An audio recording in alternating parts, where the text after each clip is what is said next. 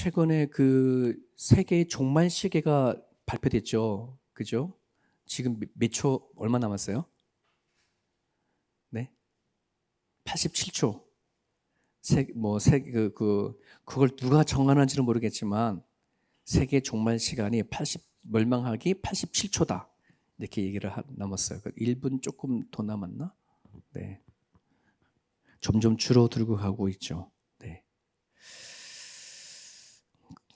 그거는 뭐 믿는 사람이 정한 게 아니고요. 아마 이 세상을 이렇게 평가하고 막 번역하면서 저대로 가면은 좀 세상이 멸망하겠구나. 아마 이런 걸 가지고 아마 이렇게 통계를 내는 것 같습니다. 우리 1절부터 13절까지 같이 한 목소리 있습니다. 시작. 그때에 천국은 마치 등을 들고 신랑을 맞으러 나간 열 처녀와 같다 하리니 그 중에 5은 미련하고 5은 슬기 있는 자라. 미련한 자들은 등을 가지되 기름을 가지지 아니하고 슬기 있는 자들은 그릇에 기름을 담아 등과 함께 가져갔더니 신랑이 더디옴으로 다 졸며 잘세. 밤중에 소리가 나되 보라 신랑이로다 맞으러 나오라 하매 이에 그 처녀들이 다 일어나 등을 준비할세. 미련한 자들이 슬기 있는 자들에게 이르되 우리 등불이 꺼져가니 너의 기름을 좀 나눠 달라 하거늘 슬기 있는 자들이 대답하여 이르되 우리와 너희가 쓰기에 다 부족할까 하노니 차라리 파는 자들에게 가서 너희 쓸 것을 사라 하니 그들이 살아간 사이에 신랑이 오므로 준비하였던 자들은 함께 혼인잔치에 들어가고 문은 닫힌지라. 그 후에 남은 처녀들이 와서 이르되 주여 주여 우리에게 열어주소서. 대답하여 이르되 진실로 너에게 이르노니 내가 너희를 알지 못하노라 하였노니라. 그런즉 깨어 있으라. 너희는 그날에 그때를 알지 못하니라. 아멘.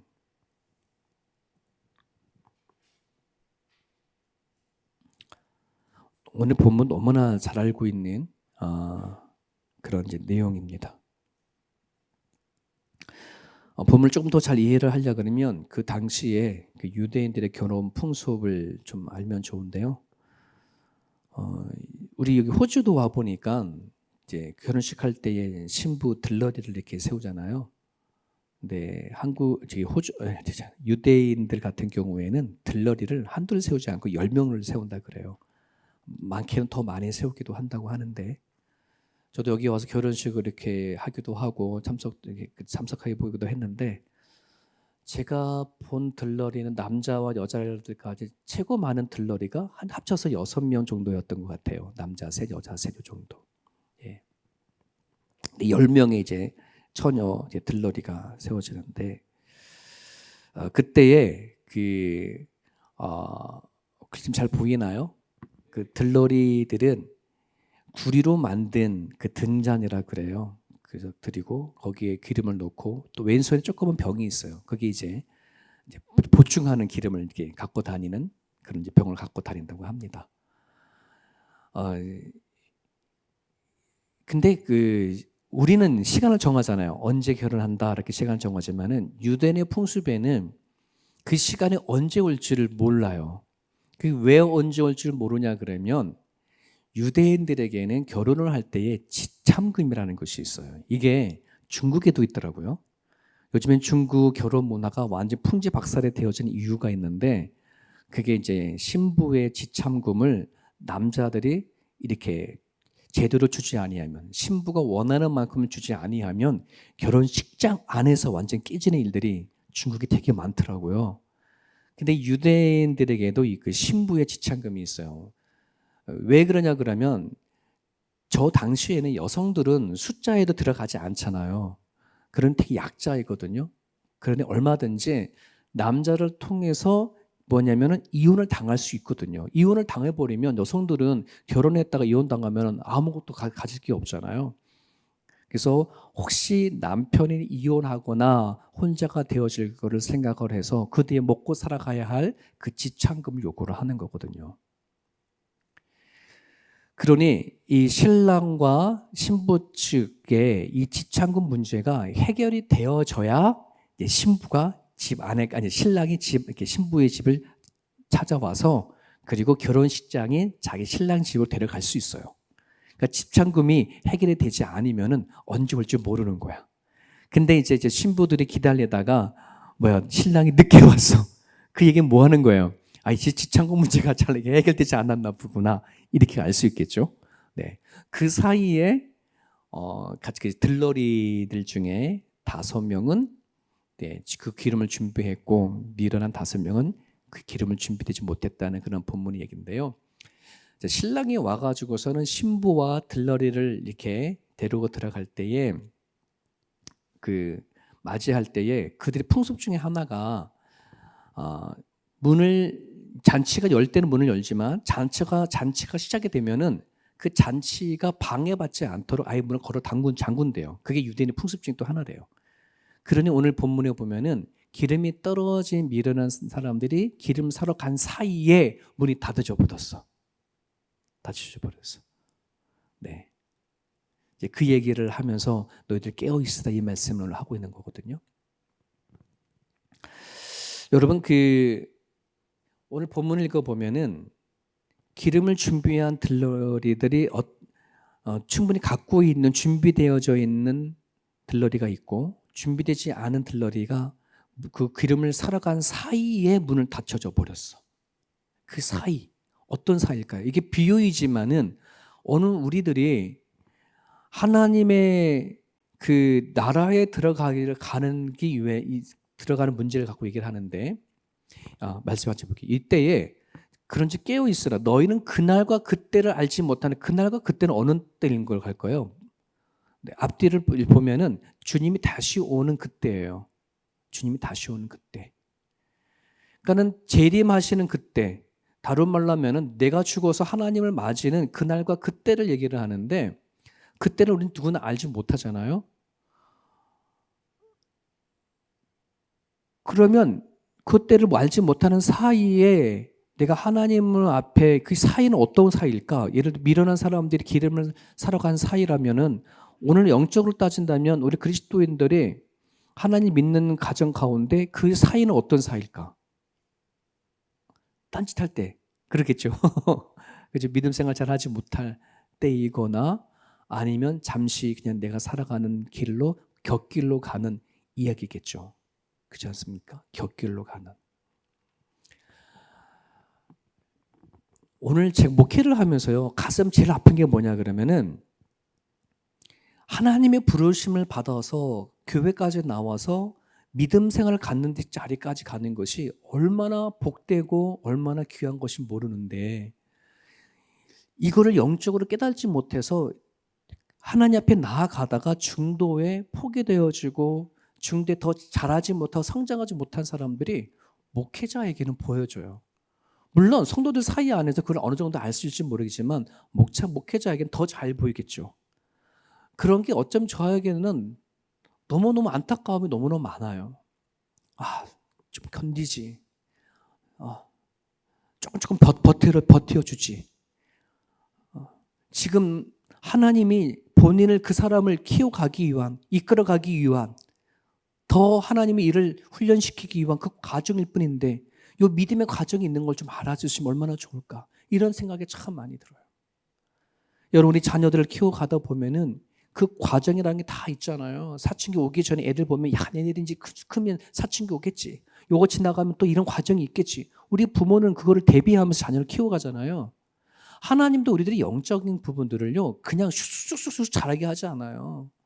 반드시 고난과 역경과 상황과 단단한 음식을 먹고 마실 수 있는 그 믿음의 과정을 이끌어가기 위해 여러 가지 훈련의 과정이 다 있거든요. 요거를 우리가 깨닫지 못하면 주저앉을 때가 참 많아요. 오늘 본문 안에서 그런지 너는 깨어있으라 이게 어떤 의미인가? 이 말 안에는 두 가지 의미가 있어요. 하나는 준비가 필요하다는 의미를 갖고 있어요. 깨어있으라라고 한다는 말은 준비가 필요해. 이 준비가 뭐냐 그러면요. 내가 어떤 선행을 하거나 어떤 공적을 세워서 하나님 앞에 뭔가 가지고 나갈 만한 어떤 일들이 아니라 하나님과의 관계를 얘기를 해요. 항상. 준비가 필요하다 말 안 하는 내가 하나님 나라 들어가기 위해서 하나님을 내가 얼마나 알고 그 하나님과 얼마나 깊은 관계가 있느냐라고 하는 것을 항상 성경 얘기를 하고 있거든요. 여러분 대학을 들어간다고 했을 때에 그 대학 들어가는 건 내가 들어가고 싶어서 들어가는 게 아니라 대학에서 요구하는 그 무엇을 충족이 되어줘야 내가 들어갈 수 있죠. 하나님 나라도 마찬가지예요. 하나님의 나라는 하나님이 주인이기 때문에 하나님이 원하시는 그 무엇에 대한 충족이 반드시 있어야 되어지는데 우리는 이거를 내 기준에 맞출 때가 참으로 많죠. 내 기준에. 이 정도면 내가 들어갈 수 있지 않을까라고 하는 내 기준에 맞추는 것이지 하나님의 기준에 맞추지 못할 때가 얼마나 많은지 몰라요. 여러분 들러리 입장에 봐서는 안타깝지요. 왜? 신부의 들러리가 다 친한 친구들일 텐데 거기에서 다른 결혼식에 그냥 구경 온 사람들도 아니라 들러리 정도 뽑힐 정도면은 신부와 친분이 있는 사람인데 그럼 문 닫았으면 좀 두들겨서 내가 그 사람이 친구의 친구다라고 얘기할 정도면 가깝잖아요.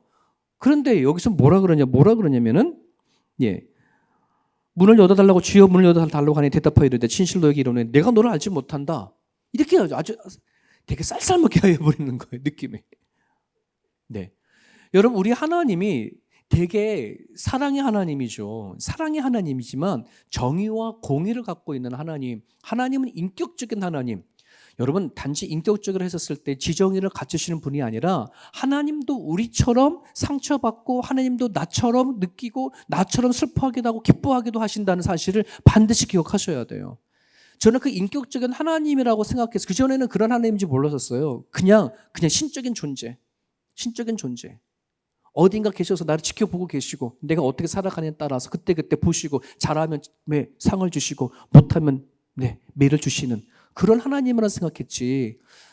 인간처럼 하나님이 나 때문에 속상해하고 나 때문에 기뻐하고 나 때문에 좋아하고 나 때문에 기분 나빠하고 하는 거라는 것을 생각하지 못했어요. 근데 이제는 그게 하나님이 인격적으로 만난다고 신앙생활 한다는 게 무엇인지 알 것 같아요. 여러분 사람도 같이 부부 가운데 살고 자녀 가운데 살아가면 뭐 하는 거예요? 서로 말 한마디에 뭐 하는 거예요? 기분 상하고 화딱지 나고 막 이러잖아요. 그거 다시 다 풀고 하고 막 이렇게 하잖아요. 하나님과 나와의 관계 안에서도 내가 하나님 앞에 어떤 신앙생활하고 어떤 믿음을 갖고 살아가느냐에 따라 하나님 뭐 한다? 좋아하기도 하고 싫어하기도 하신다. 이거를 반드시 인지를 하고 있어야 내가 바뀌어도 바뀌어요. 달라지도록 달라져요. 이거가 안 생각이 들지 않으면 안 달라져요. 안 바뀌어요. 왜? 안 보이니까.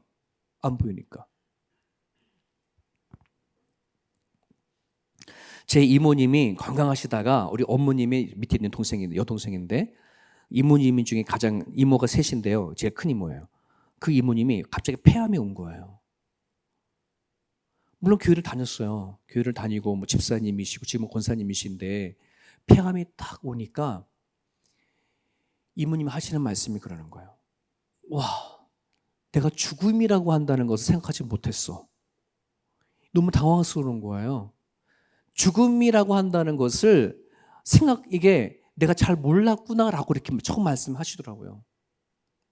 알고는 있었지만 내가 폐암에 걸려서 죽을지도 모른다라고 하는 그런 것을 딱 이렇게 진단을 받고 나보니 죽음이 이런 거구나 하는 건데요. 제가 그 이모한테 그랬어요. 이모님, 죽음만이 아니라 하나님 모르는 사람 너무 많아요. 아직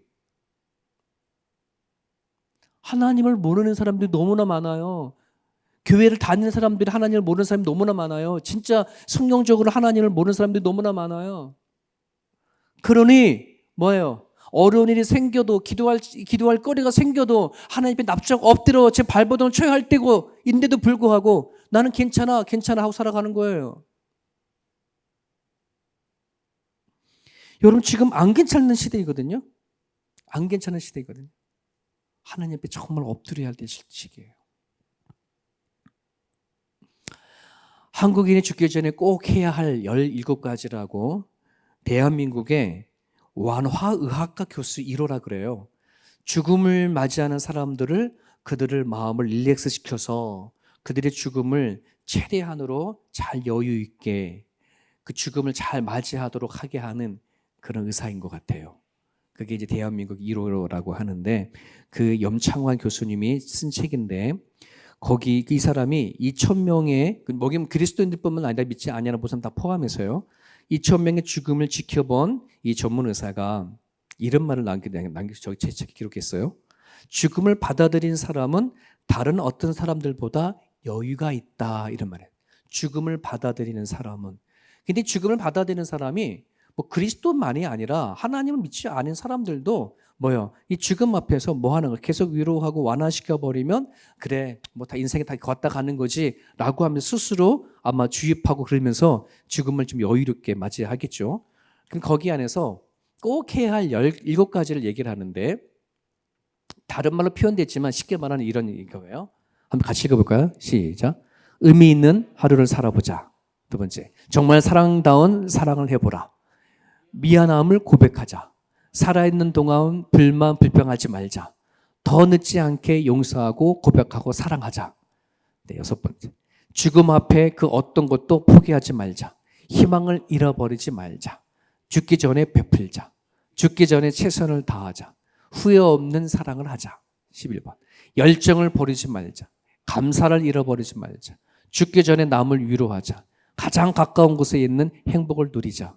정말 좋은 친구를 만들자. 나를 사랑하는 행복을 미루지 말자. 생소한 작은 여유를 갖자. 생소하지만 작은 여유를 갖자. 이렇게. 네. 아마 이 의사 되시는 분이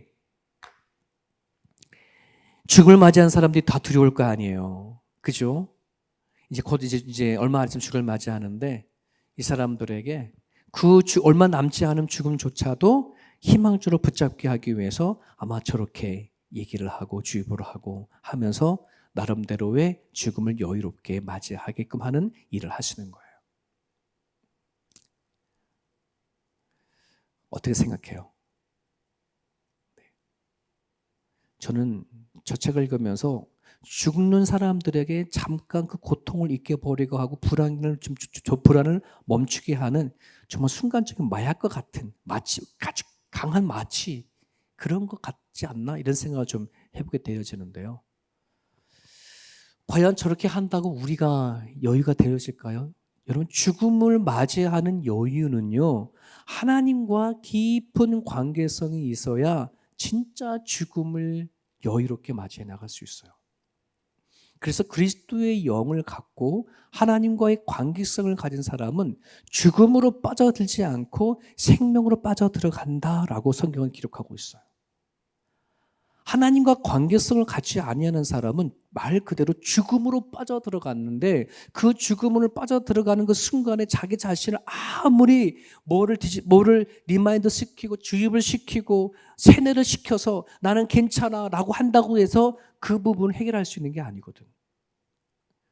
그런데 하나님의 관계성 안에 하나님과 밀접한 관계가 준비된 사람들에게는 생명으로 빠져들어가는 거예요. 두렵지가 않는 거예요. 공포가 들지 않는 거예요.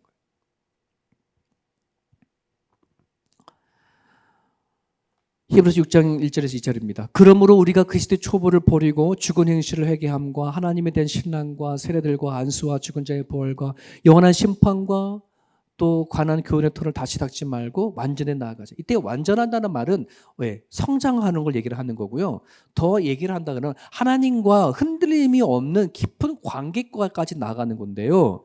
네, 이거는 하나님께서 허락해야지만 성장할 수 있다고 한다는 것이죠. 자, 저하고 김병원 집사님하고의 이런 인격 대 인격인데 서로의 깊이 관계가 깊어져 가려면 내가 혼자 뭐가 한다고 될 문제가 아니에요.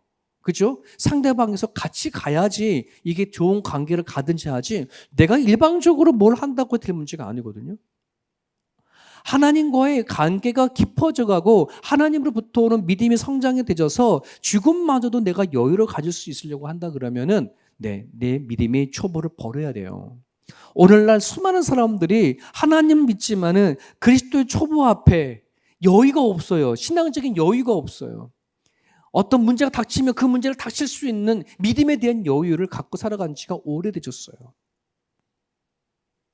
죽음마저도 이기신 하나님이 내 아버지요. 그렇지 않습니까? 이 믿음의 자신감이 있으셔야 돼요. 그래서 준비하라, 깨어있으라 라고 할 때 이 하나님의 이 관계 가운데 네가 얼마나 죽음마저 흔들리지 아니하는 하나님의 관계가 있느냐 이런 얘기인 거예요. 또 하나의 의미는 믿음을 충분히 예비하라라고 하는 의미인데, 여러분 히브리서 보면 이런 말씀이 있죠. 같이 읽을게요. 믿음이 없이는 기쁘시게 못한다니 하나님께 나아가는 자는 반드시 그가 계신 곳과 또한 그가 자기를 찾는 자들에게 상 주시는 이심을 믿어야 한다. 여러분 그가 계신다는 것을 여러분 믿는다는 게 이게 쉬울까요? 어려울까요? 네, 그가 계신 것을 쉬워요? 어려워요? 말씀 잘하셔야 돼요. 하나님이 계신 것을 믿는 거가 쉬워요? 어려워요? 네, 말씀을 잘해야 된다고 눈치챘어요. 쉽지요. 그런데 되게 어려워요. 되게 어렵다는 이유는 뭘까요? 여러분 우리가 살아가는 가정 가운데요. 내가 믿음에 대한 염려가 내가 살아가는데 두려움이 있고 걱정이 있고 그죠? 어떤 어려움과 환경 속에 닥쳐졌을 때에 그때 내가 하나님이 내한테 계신다고 믿는 것이 이거 어렵더라고요. 네. 갑자기 멀쩡히 잘 살아가다가 갑자기 죽음을 맞이하는 고칠 수 없는 질병을 탁 갖게 되었을 때에 그때 내가 하나님 내한테 계셔. 하나님 내 하나님이야 라고 그 믿음을 갖는 것이 이게 어렵더라고요. 평상시 아무 문제가 없었을 때는 하나님이 계신다는 거 너무나 쉽게 믿어요. 그렇지만 하나님이 안 계신 것 같은 상황 속에 막 몰릴 때에는 그때 하나님이 계신다고 믿어지는 믿음이 이거 쉽지가 않아요. 여러분 믿음이라고 한다는 것 자체는 뭐냐면 그러니 내가 원하고 바라는 데가 이루어지지 아니하여도 하나님이 그거를 통해서 일하신다고 하는 그 확실한 믿음을 가질 수 있어야지 하나님이 내 안에 계신다고 하는 게 고백이 되어진다는 거거든.